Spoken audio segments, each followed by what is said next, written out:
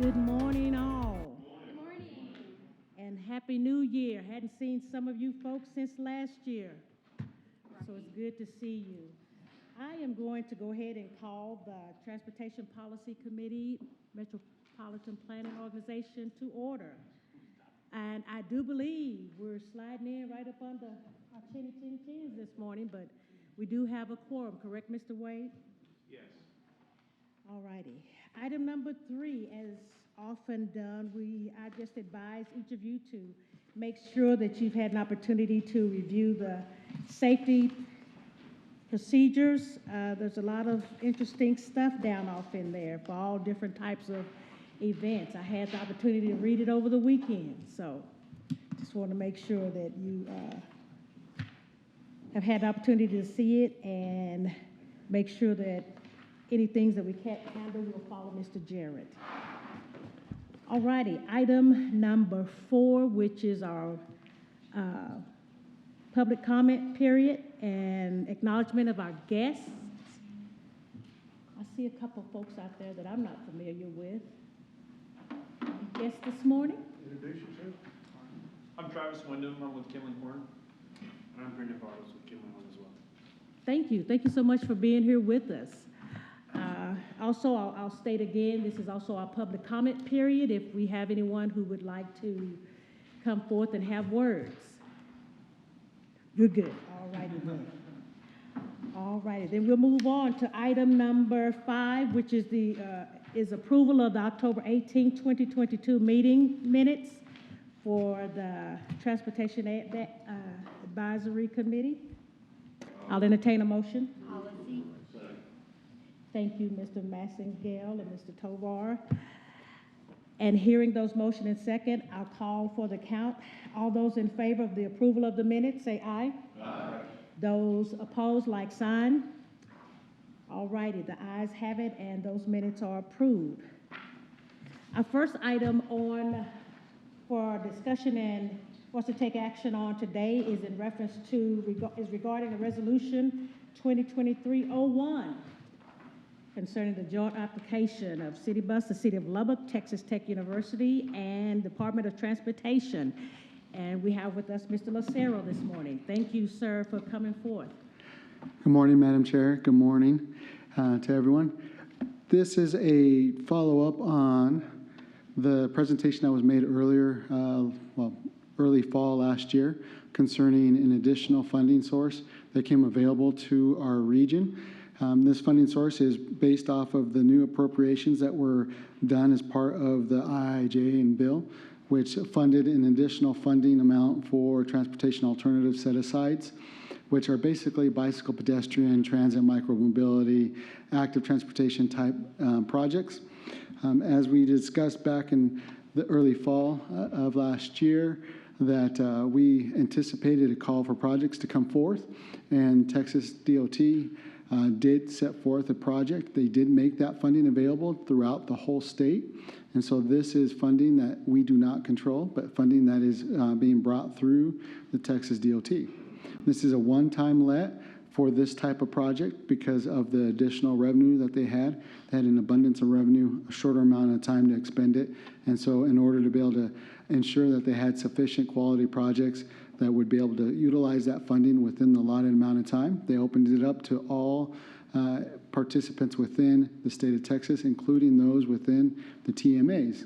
And so we have an opportunity to be able to support, as part of that call, a application coming through Citibus, the City of Lubbock, Texas Tech, as well as organizations that are coming on in support of that, such as the Veteran Administration. One of the requirements based off of this let is, or not let, sorry, I keep saying let, part of the NOFA, the call for projects, is that they need a letter of support from those entities within a metropolitan planning organization or TMA that they reside in.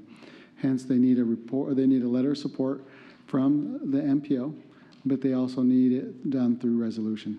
And so as part of those requirements, I'm standing here before you today to be able to let you know we do have a anticipated project that will be going forth to the Texas Department of Transportation. That project will fall within the range of about $15 to $20 million. Right now, they're still working out that final number.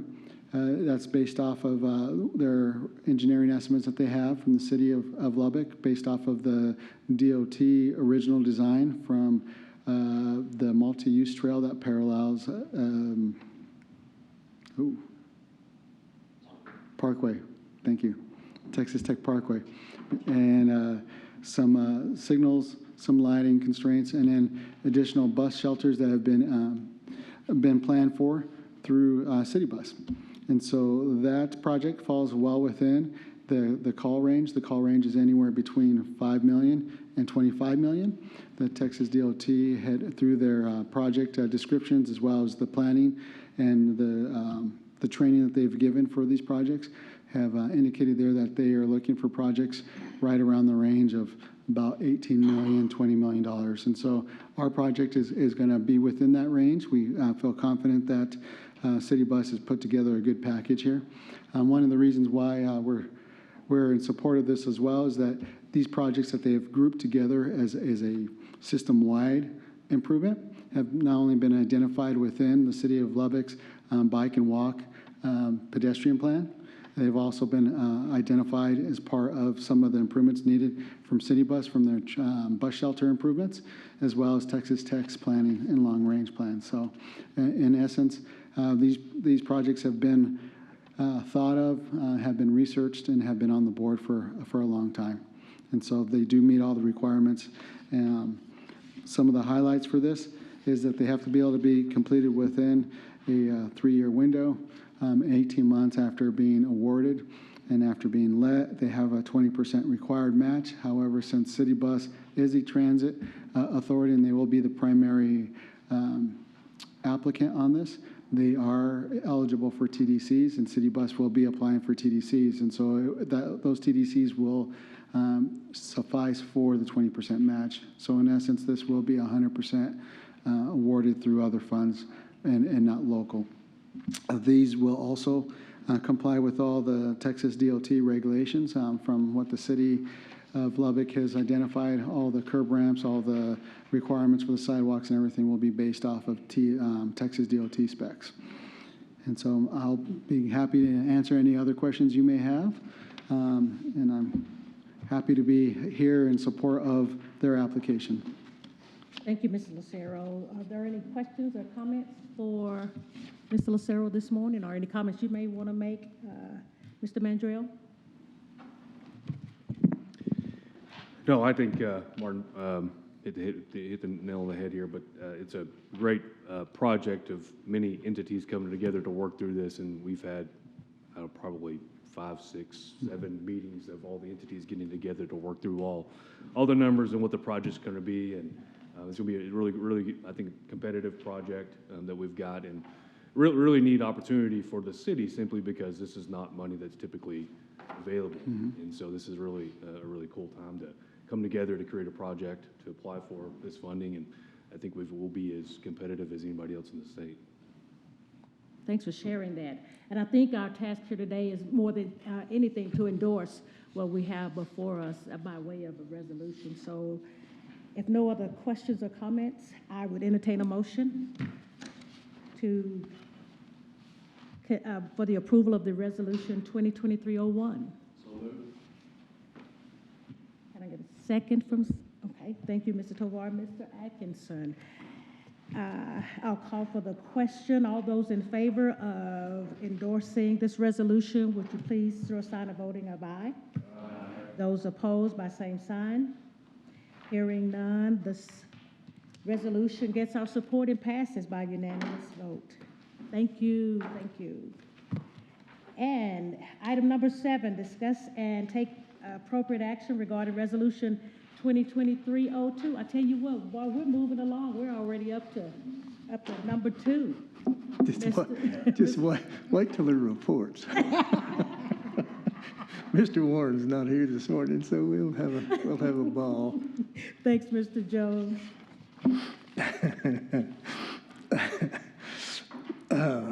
For your next agenda item, let me begin by saying the last 3 surface transportation bills have all enacted performance measures designed to achieve safety targets and then be able to report those results.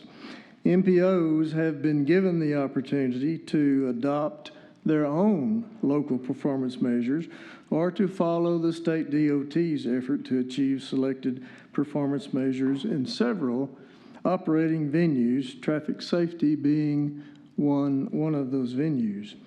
MPOs and state DOTs are required to report annually on the progress that is being made to achieve the PM1 safety targets set by the Commission as an adjunct to the Federal Performance Measures Program. And you have a figure in your backup that shows you all the performance measures activities. The 5 reportable safety targets that we are reporting on include the number of fatalities, the rate of fatalities per 100 million miles traveled, the number of serious injuries, the rate of serious injuries per 100 million miles traveled, the number of non-motorized fatalities, and the number of non-motorized serious injuries.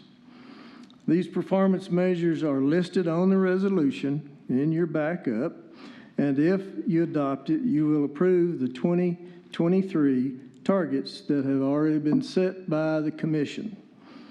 These targets are 5-year averages that fit a straight trend line going back to 2016.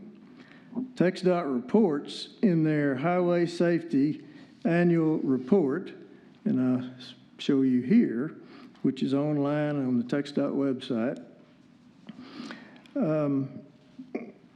that projects have been programmed, that there are 248 safety projects that have been programmed in 2021, totaling $130.2 million that focus on barriers, curve improvements, intersection improvements, pedestrian improvements, rumble strips, widening, and other system-wide enhancements to achieve the safety initiatives surrounding 7 approved emphasis areas that affect those targets.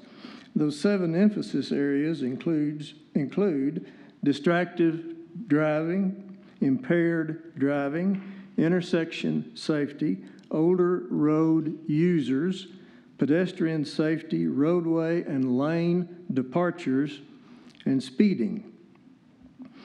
The annual report also stipulates that the 5 targets that we mentioned and the 7 focus areas that we just spoke of, selected by the Traffic Safety Program administrators, demonstrate the potential to continue to meet or exceed the stated targets. That's found in the executive summary on page 5 of that annual report. In 2021, traffic fatalities fell a little bit short of the target, but then serious injury rate per 100 VMT, fatal crashes, pedestrian injuries, and distracted driving crashes all exceeded their targets, which means that they achieved their goal. And the feds say, in the federal guidance, the state DOT only has to meet one of those targets in order to be able to say they have significant accomplishment of their targets. And when they say that, as you have opted to follow their lead, then you are able to say the same thing. So that being said, I would ask your support of the resolution and the targets that the Commission has already approved, and they are working on them right now. If you look at those targets in your backup, you'll notice the highlighted number may be a little awkward. The target, those are that number that's highlighted is the 5-year rolling average, and that's what the commission has set the target at. The straight line, or the expected target, is that target that's in the box just above it marked 2023. That's the difference in those two numbers. So the commission has set their target on the 5-year rolling average. That's what they expect, or that's what they anticipate to meet or exceed in the next year. So short of any questions, I would ask your support of the resolution so that we continue to follow TxDOT's lead. Thanks, Mr. Jones. Any questions for Mr. Jones at this time? Or comments? None, we're good? Our task is just to kind of adopt what TxDOT said and say yes, right? TxDOT has the lead, yes. Yes, sir. Thank you so much. No questions or comments. I'll entertain a motion to approve and accept the resolution. Move for approval. Thank you, Mr. Mandrell, Mr. Massengale, for the motion and second. I'll call for the vote. All in favor by the sign of aye. Aye. Those opposed by the same sign. Hearing none, this resolution passes as well. I think now we're up to our reports, our monthly reports. Mr. Jones. We'll go through these quickly. Our first report is a report on our TIP projects. We're currently in a call for January revisions from the headquarters, and so I'm going to ask Kylan to come up and give you a rundown on our TIP projects. So I'm referencing this in your backup. Yes. So just a little bit of update on each one of these projects that's in our 4-year. For FY23, we have the first one is the Upland project from 66 to 82nd. We have one parcel outstanding on right-of-way, but the eminent domain hearing is in March. So we should be good to meet our May letting. Spec is the only utility that's waiting on that parcel, and they will start moving in April. So we may have to do a construction management plan, but I do think we will be able to let in May. So that's good news that we're moving forward with that Upland project. The next one on the list is a transportation alternative project with the City of Lubbock, where they're doing various locations with back signage and sidewalk and that kind of thing. I'm still waiting on the 90% plans, and it's supposed to let in May too. I'm not positive that one is actually going to meet the May letting because there's some historic parks that environmentally we'll have to clear and may take longer than we have. But I'm still waiting for those plans to know for sure how long that will take. But either way, it will still let in FY23. It just may have to move to more of the summer months. The next one is the Avenue Q project, and it already let, and it should start construction at the end of February, early March. And now let's move into FY24. And so you have the first Woodrow project from Indiana to 87. There is one parcel outstanding, but they're already relocating some utilities, so they're good to meet the September letting on that one. FY25 is the next Upland, which is 82nd to 98th. Go ahead, sorry. Madam Chair. Yes, sir, Mr. Parrish. When you said September, you're really talking about September of 23. Yes, so. It's in fiscal year 24, but that's upcoming. I mean, we're only Yes, so TxDOT's 9 months away from that. fiscal letting is from September to August. So that would be FY24, but it's September of 23. Correct. Yes. FY25 is Upland from 82nd to 98th. The PS&E has been completed for a while. They are doing right-of-way in that too, and there's only 2 parcels outstanding for that one, so we should be really good for that letting. FY26 is the last Upland piece from 98th to 114th. The PS&E is complete there too. They have not started right-of-way yet, but I'm assuming they will in the next year or two. Then the last one is it's on Woodrow too, but it's a transportation alternative project from Slide to Indiana. And it's the shared use paths that we approved. And that one is supposed to be letting in 26, but it will all depend on when their Woodrow project lets, because we need that road built before we can build the shared use paths. But the PS&E is complete because that was done whenever they completed the main roadway project. So that is the 4-year update. Do you have any specific questions? I have a question, Ms. Kylan. Mm-hmm. On what the second project in 2023, which it says just various locations, Mm-hmm. is there a list of what those locations are that can be shared? Not necessarily today, but if someone has a request to see those, can they be made available? Yeah, so the traffic office for the City of Lubbock is doing that, and they actually have all of that. I have a very basic KMZ, but yeah, I would definitely go there because they actually have the official locations. I was just given the Yes, thumbs up over here, so they'll get yeah, it. Thank you so much. you're welcome. Anyone else? Nope. All righty, back to you, Mr. Jones. Thank you. The next report is on our US 82 corridor study. Just to announce that the corridor steering committee has been assembled, and we do have a virtual meeting in the morning. There is no agenda in your backup, but there is a mission statement out of the information that they sent out. You also have a list of key considerations for the study. You have a study, a scope that's similar in nature to the Porch to Plains study, and a quick fact sheet in your backup. Judge Parrish is working on that, and he might have a word or two to say. Well, Madam Chair? Yes, Ms. Parrish? Okay. Well, US 82, we're all very familiar with as it goes through our particular MPO, and I think we're all very familiar with it because it's a route that's commonly used by the folks around here to get from east to west, or west to east as well. But we're talking about a route that goes essentially from Gaines County, which is the western portion, there west of Seminole, all the way to Texarkana.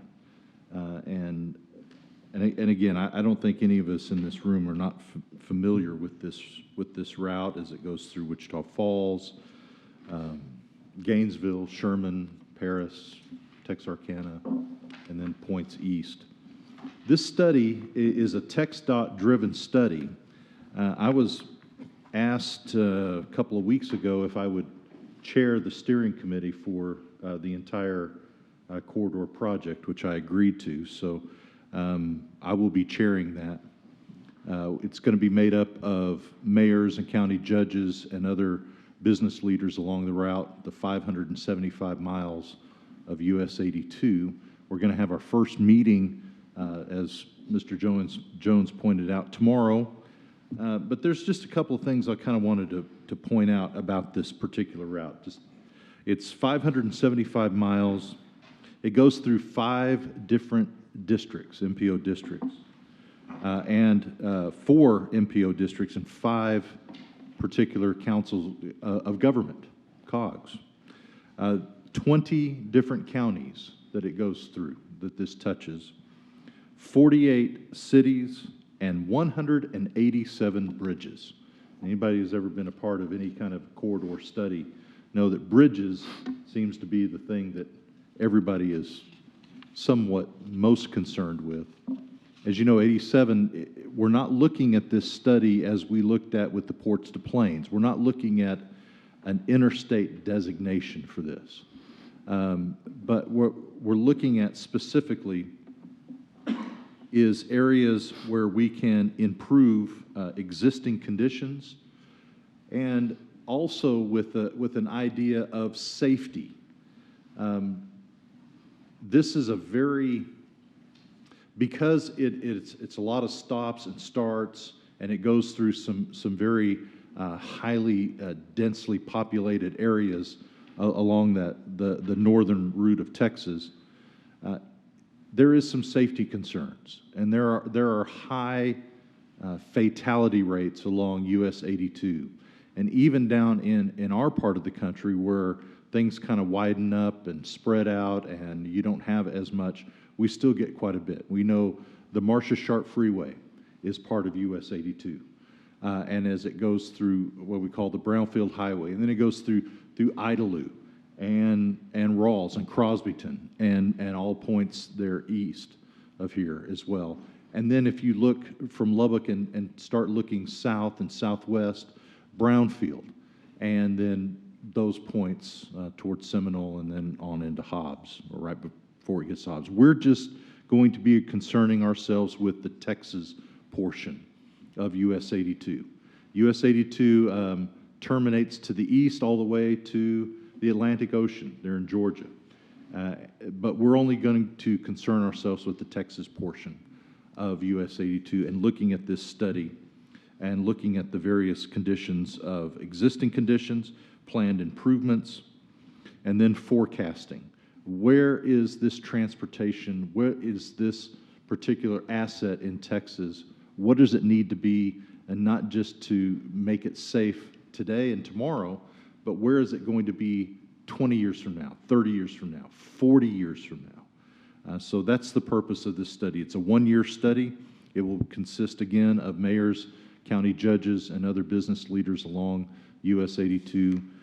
We will be meeting as much as probably 4 or 5 times before we complete our study. This is what TxDOT will be using when determining what assets and what money to be poured into the state and its assets, including US 82. I want to make sure that as we go through this study, that we are looking first at safety. US 82 is US 82, because of its location, draws a lot of the truck traffic and things out of the metro area, the Dallas-Fort Worth area. And so we're looking at connectivity as well to make sure that the roads that are leading into US 82 connect very well, because they're being used, and they're being used even more dramatically now than they were even 10 to 15 years ago. So this is a very important study. I appreciate this MPO very much, and I want to thank you all so much for supporting transportation. We believe in transportation in West Texas, and we are the hub city, and US 82 is a major spoke in our hub. And so I want to make sure that the Lubbock voice is strong and powerful as we go through this study in the upcoming year. Thank you, Judge. Mr. Jones and Judge Parrish, I use that path quite frequently. Yes, ma'am. And I know it mentions public engagement, and I'm just curious as to how in-depth that will be. How much engagement will there actually be with individuals outside of elected officials and some of the other stakeholders? That will be part of the discussion tomorrow, is trying to finalize a public involvement plan. And I can tell you, Madam Chair, as the chairman of this corridor study, it is my intent that we hear the voices of everybody involved, to make sure that we are, one, transparent in what we're doing, and letting the public know exactly what this process is and getting their input on this. I will tell you there are some limitations to this. One of the limitations is I think we're going to decide pretty early on that the majority of our meetings are going to be virtual. And I know that by doing them virtual, we're going to have less and less public input than if we actually physically put the meeting in a place and then invited the community to come talk to us there. I know that there are limitations to virtual, and that's one of them. But in order for us to meet our particular deadlines and getting the study complete in the upcoming year, we're going to go with this format and then really trust that our elected leaders along that corridor will be in touch with their constituents and pass on those messages. Thank you very much. I think I promise you that Mr. Massengill heard that, and he's going to be very cooperative, I'd imagine. I imagine you're correct, Madam Chair. Thank you. Mr. Jones?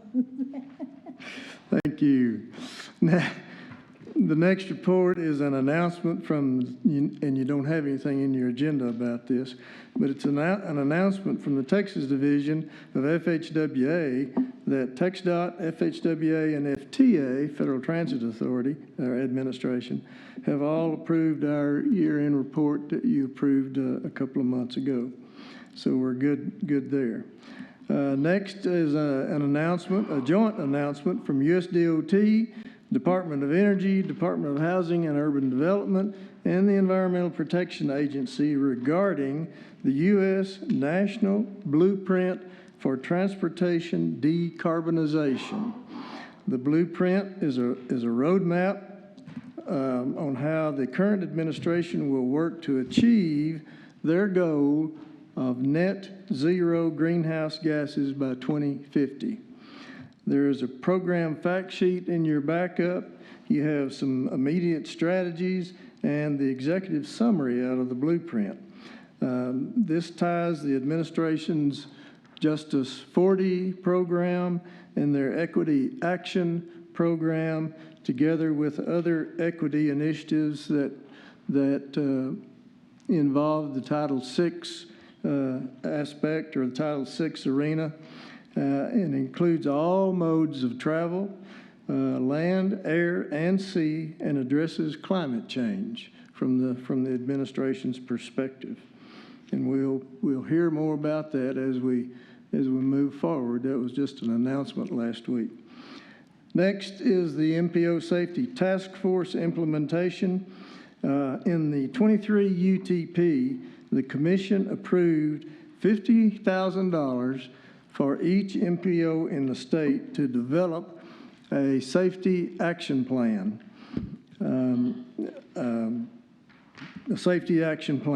and to program guidelines that are some of those that you have in your backup right now are the purpose statement for what our action plan will be. It's a statewide initiative collectively pushed by the MPOs, accepted and approved by the Commission. There will be several ways that we're going to implement that study. One would be to issue an RFP and solicit consultants. Another would be to use TxDOT's consultants they already have engaged. Or a third aspect would be to use Texas Transportation Institute, let them act as our consultant and tag on to work that TxDOT has already performed. That'll probably be the selection that we make. The next report is an announcement from the Council on Environmental Quality on guidance to consider the effects of greenhouse gas emissions on federally funded projects. Now that we already have the announcement of the other, that'll be interesting to follow.